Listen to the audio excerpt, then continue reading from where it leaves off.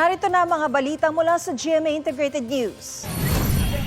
Nagkasunog sa isang residential area sa Barangay Binyang First sa Bocaue, Bulacan ngayong gabi. Under control na ito pero nahirapan ng mga bombero sa sikip ng lugar. May natupok ding warehouse sa Barangay Parulan sa Plaridel at kontrolado na rin. Nagka-grass fire naman sa Barangay Barongquillo sa San Rafael.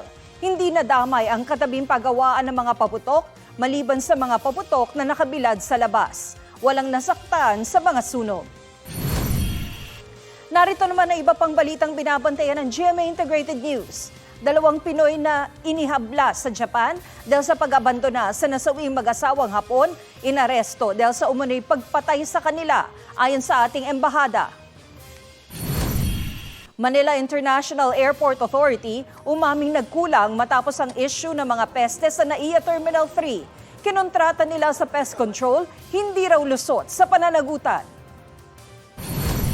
At taas presyo sa gasolina at bawas presyo sa diesel, asahan sa susunod na linggo. Para sa mas malaking misyon at mas malawak na paglilingkod sa bayan, ako po si Tina Panganiban Perez ng GMA Integrated News, ang News Authority ng Pilipino.